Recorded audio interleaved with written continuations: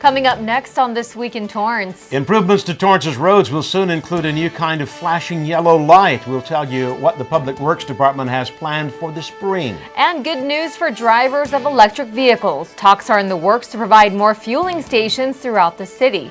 We'll tell you all about it. Plus, with the new year right around the corner, we'll take you behind the scenes and show you how Torrance's float is preparing for the big day.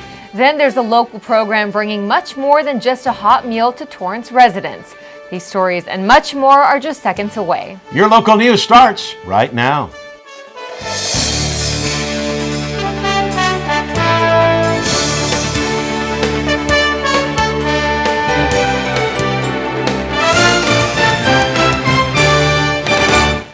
Hello everyone and welcome to This Week in Torrance. I'm Jin Chun. And I'm Ben McCain. Thanks for joining us. Here are your top stories. The all too frequent power outages in the South Bay may be coming to an end. Assembly Bill 66, which addresses frequent power outages affecting South Bay communities, was recently signed by Governor Jerry Brown. Assemblyman Al Muratsuchi first raised concerns over the power outages after the city of Rancho Palos Verdes reported more than 100 unscheduled outages from 2008 through 2011 on the peninsula. There's also a concern because power outages aren't just a matter of inconvenience. In the past, outages have caused as many as 200 open space fires and can actually be dangerous when they disrupt businesses like ExxonMobil, who need power to operate safely. The bill also requires California Edison to report all outages to the State Commission.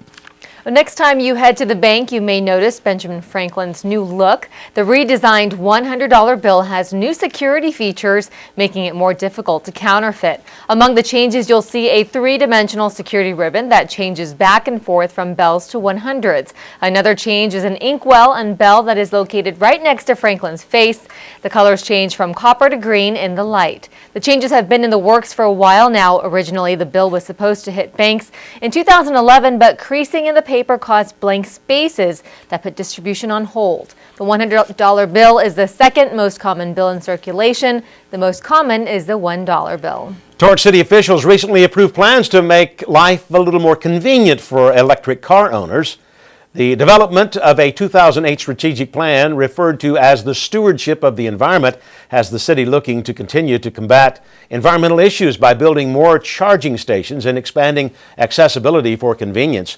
After participating in a Honda electric vehicle research program, Torrance noticed a bigger demand for new stations. When the city first took possession of the Honda electric cars, officials believed 2 charging stations at City Hall would be adequate. Now, increased need for juice makes it difficult to readily gain access. Today, there are 7 charging stations at 5 locations in Torrance. The city envisions a network of charging stations similar to the one in Long Beach. Torrance is partnering with a private company to install and operate up to 36 charging stations. Well, once drivers are charged up, they may notice some changes next spring. Ted Simon, engineering manager for the Public Works Department, shared with members of the City Council plans to implement a new type of traffic signal called a flashing yellow arrow. Now, this new type of signal will reduce traffic congestion, improve mobility and travel, and relieve left turn delays. Designed to create safer roads and reduce traffic congestion, Torrance plans to add these flashing yellow arrows at 4 intersections in Torrance as early as spring 2014. Torrance CitiCABLE created a public service announcement to help residents better understand how the flashing yellow arrow works. Now you can check it out on Torrance CitiCABLE's YouTube page or go to torranceca.gov/yellowlight. The Environmental Quality Commission gathered for their first meeting on whether to overturn a municipal ban on raising chickens and bees in the backyards of homes. Interest in overturning the ban started after a study showed people are interested in urban farming because it allows more inexpensive organic and locally grown food options. Some residents are concerned over the issues it may create, including odors and noise. Now, city staff members proposed letting people keep egg-producing hens as long as they hold a permit, and residents could also maintain up to 2 beehives. The Environmental Commission will do outreach before going to the Planning Commission concerning the matter before it gets a vote at City Council. If you would like to give feedback on the matter, you can contact the Community Development Department at the City 310-618-5983. You may notice a new sparkle at Wilson Park. That's because the pond got its biannual cleaning. The pond takes about 6 hours to drain before the bottom and sides are washed down, and the entire cleaning takes 3 days to complete. Now, originally the plan was to only drain the pond once a year, but due to the summer heat, animals, and leaves affecting the water chemistry, the city found it necessary to give the pond some extra attention. Now, if you head over to the park, you'll see that the water is replenished and the ducks are swimming again. The next anticipated cleaning is spring of 2014. Still ahead, one Torrance employee retires after 20 years of service. We'll tell you about the impact he's made over the course of his career and where he's headed next. We don't know what's going on with our daughter. We're worried that she might be drinking or taking something else. My husband saw cans and bottles in the back of her friend's car, but we don't know how to talk to her about it. She's been keeping her life a big secret. I was uncomfortable when a friend asked me how our daughter's doing, so I pretended everything is okay, and realized that now I'm keeping secrets too. My therapist suggested we try Al-Anon family groups. I'm glad we took her advice. It helps to talk with people who understand what you're going through because they've gone through the same thing. Are you troubled by someone's drinking? You might be surprised at what you can learn in an Al-Anon family group from people just like you. Call 1-888-4-AL-ANON or visit alanonfamilygroups.org. New Year's Day isn't as far away as you think, especially now that the Torrance Rose Float Association is in high gear, getting ready for the big day. Reporter Faith Lee got a glimpse of the 2014 float as it was taken out for an official test drive. It's Saturday morning, and while most are still in bed, a group of technical inspectors are taking notes before a special kind of test drive. Everybody Plays is the name of this year's Rose Float, representing Torrance at the Tournament of Roses Parade. Although the float is still in its early stage of construction, it's an incredible experience to be a part of. It's an experience I wish everybody could have. It's so exciting to be right at the ground level of when the activity starts to get going. The test drive happens in the city of Irwindale.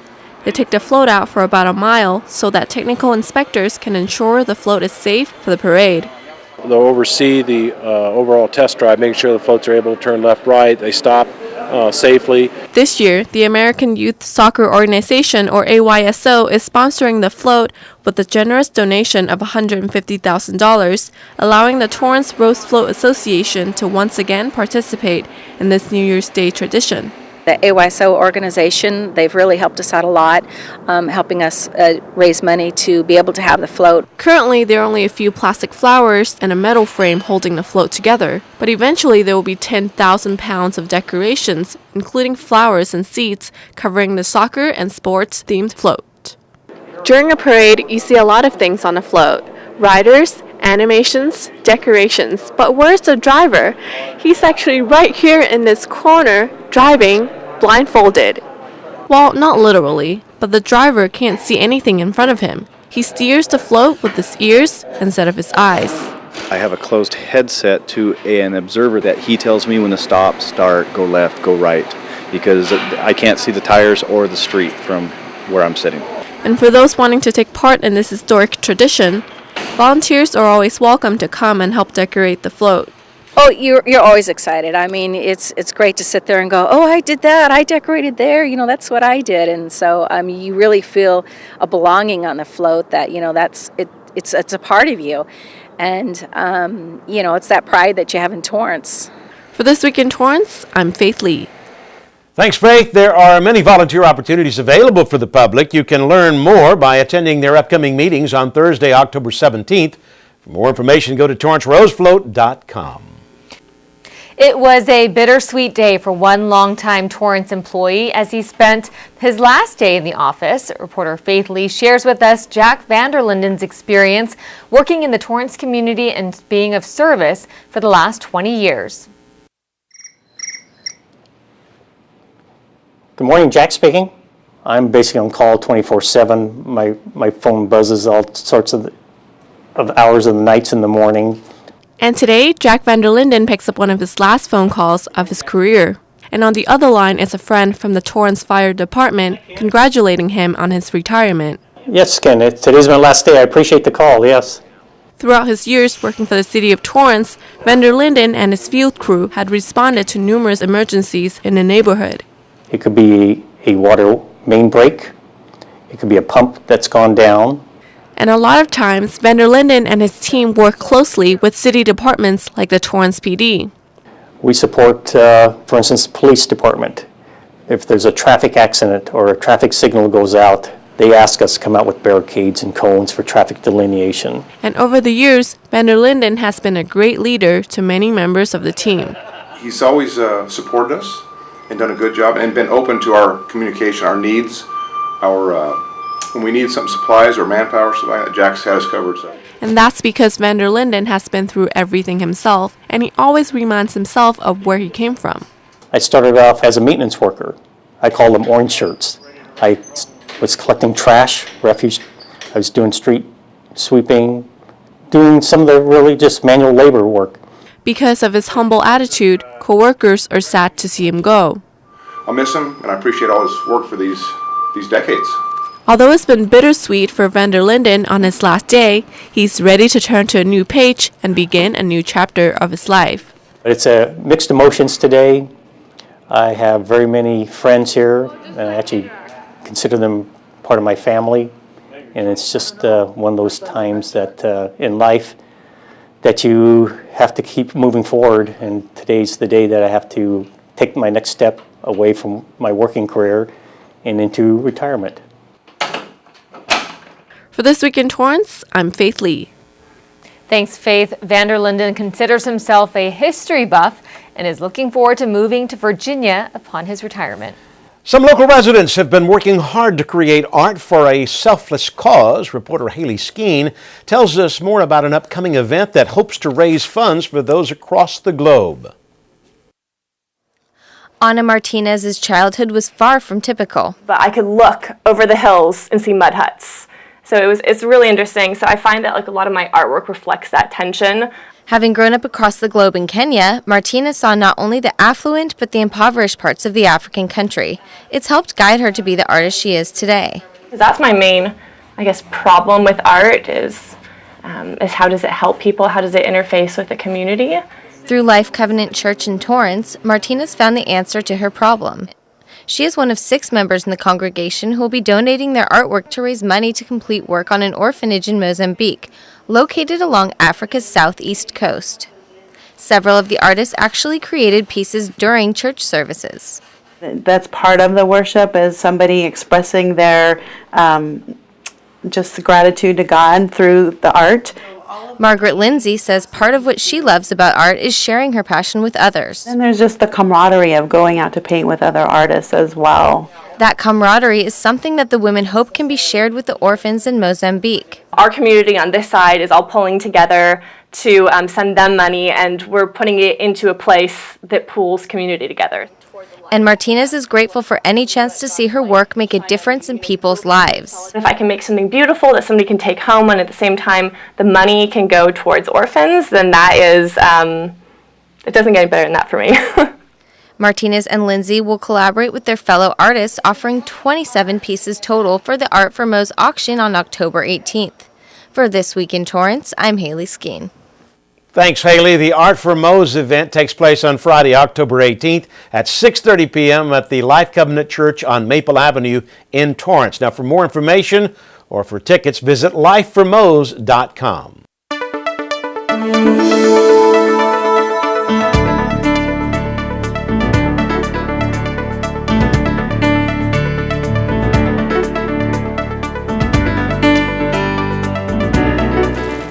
The Torrance Meals on Wheels program serves more than 100 seniors in our city. Reporter Haley Skeen looks into this service that's cooking up more than just food.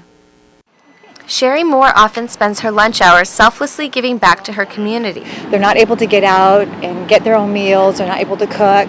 Moore is one of more than 80 volunteers for the Torrance Lomita Meals on Wheels. Each day, a group of 16 meets at the Maricopa Street headquarters.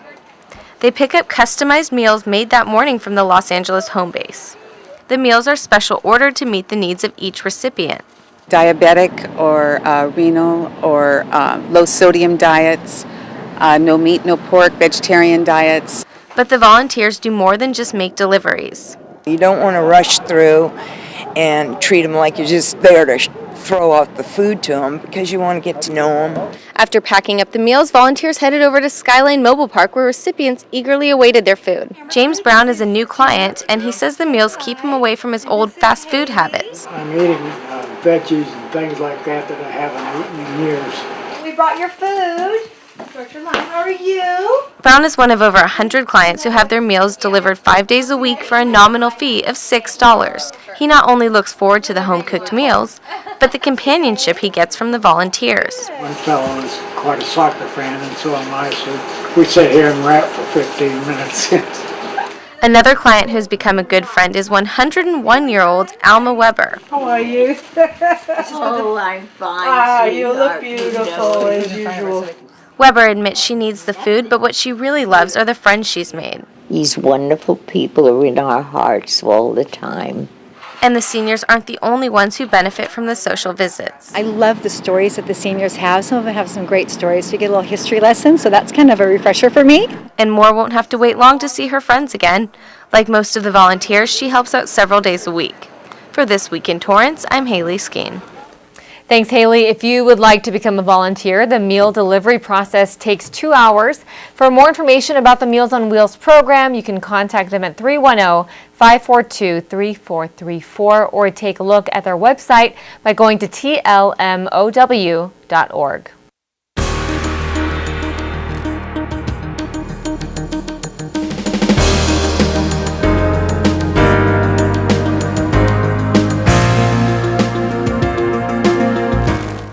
The Torrance Police Department is warning the public to take precaution next time riders are out on their bicycles, as bike theft is on the rise.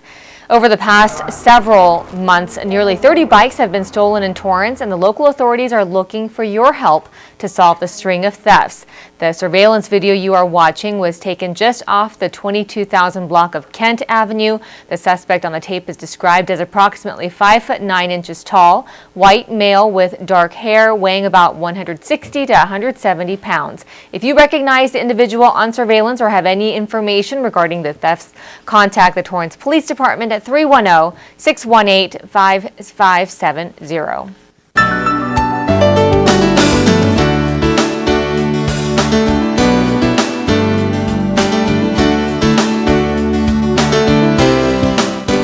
Last October, the California Department of Education developed a searchable database for anyone concerned with how their local school is performing, and recently the website got an update.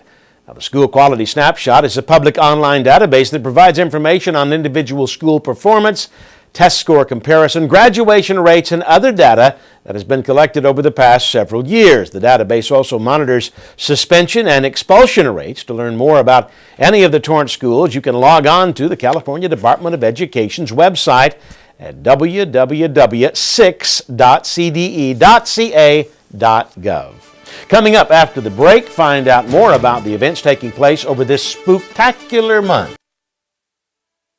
I remember the moment clearly. I'll never forget that moment. As long as I live. I realized at that moment, when we first saw the damage, these people really needed us. And I was going to make a difference, right here in my community. Together with local responders, we cleared trees and collapsed walls. We had to get to the family trapped beneath. As a citizen soldier, I made a difference. Be there for your community at NationalGuard.com. Oh, hey, bud. Where are you headed? Just gonna hang out. With Gary and Todd? Yeah? I've been meaning to ask you, is there any drinking going on in this crowd? No. If any of your buddies ever pressure you to take a drink, just tell them you promised your dad you wouldn't. I'd do anything to keep you safe. Okay, I will. I hope this is working. I promise. Love you too, Dad. They really do hear you. For tips on what to say, visit underagedrinking.samhsa.gov. Today we have the host of Canine Corner, Megan Medic, in studio to talk about her upcoming show. Megan, I heard you have a lot coming up. Tell us more. I do, guys. Thank you, Ben and Jen. It's great to be back in the studio. And yes, we have tons of exciting stuff coming up for all you dog lovers out there. On this episode, we teamed up with local pet photographer Sheena Main and held a free photo shoot for special needs dogs to help get them adopted. Now, a special needs dog is any dog that requires some form of care other than the typical dog needs. It could be they are deaf, have a broken leg, or even severe food allergies. Adoption rates are very low for special needs dogs, so getting these cute pictures can help them find their forever homes. Also, WagAware stopped by to tell us about their dog charms that are the universal symbol of dog adoption and rescue. I'll fill you in on how you can buy a charm and save a dog's life, and how your pooch can become a proud ambassador for dogs in need. And just an event reminder, Bark for Life is coming on October 27th at Charles Wilson Park. It's a cancer walk with your dog, and the day will be filled with fun activities including a doggy photo booth and a Halloween costume contest, all while helping to fight cancer. Sign up and join the Canine Corner team on our Facebook page, facebook.com/caninecornertv, and make sure you watch Canine Corner every day at noon and 8 p.m. Thanks, Megan. I can tell you love what you do. I do. I love dogs. Yeah. Well, it's time to take a look at our calendar events, so make sure you have a pen and paper handy. Come help the Friends of the Madrona Marsh Preserve raise funds at their upcoming event, Moonlight Magic. This takes place on Saturday, October 19th from 5 to 10 p.m. at the Ken Miller Recreation Center located at 3341 Torrance Boulevard. There will be live music, food, and a live and silent auction. You can purchase tickets at the Madrona Marsh Nature Center and at Wild Birds Unlimited in the Rolling Hills Plaza. For more information, go to friendsofthemadronamarsh.com. If you'd like to see a great soccer match, then you won't want to miss the upcoming LA Galaxy second annual City of Torrance meetup event as the local team plays the San Jose Earthquakes during the final season home game. Now, this takes place on Sunday, October 20th at 6 p.m. City of Torrance buyers will get their very own section during the game, and tickets are only $15. During the event, 100 buyers will get to participate in an exclusive access post-game autograph session with the Galaxy player. Now, to purchase your tickets, log on to lagalaxy.com/Torrance. The Torrance Chamber of Commerce will host a business expo on Wednesday, October 23rd from 4:30 to 7:30 p.m. at the Toyota Automobile Museum. Whether you'd like to attend as an exhibitor or as a guest, there's still space available. For more details, call the Torrance Area Chamber of Commerce at 310-543-3113. Now it's time to catch some highlights from Juan Hernandez at the Sports Desk. Juan, we know you have great sports highlights. What's going on this week? Hey there, as always, we've got another week of prep sports action from around the South Bay, right here on the Sports Desk. We've been asking whether or not the El Camino Warriors were the real deal all year long, anxious to see them turn their fortunes around after last year, and well, we just might have got our answer finally. Another wild finish for the Warriors against a conference rival. But, you know, I'm not going to spill the beans here. Same place, same time as every other week, 4 p.m. and 9:30 every evening here on CitiCABLE 3. We'll make it a date. Back to you. Thanks, Juan. Well, that's it for us on This Week in Torrance. I'm Ben McCain. If you've missed any portion of our show, you can catch us again at 11 a.m. and 6 p.m. And don't forget to check us out on Facebook. Be sure to like our page to get the latest updates on what's going on in Torrance. That's facebook.com/thisweekintorrancetv. Thanks for joining us, and we'll see you next time.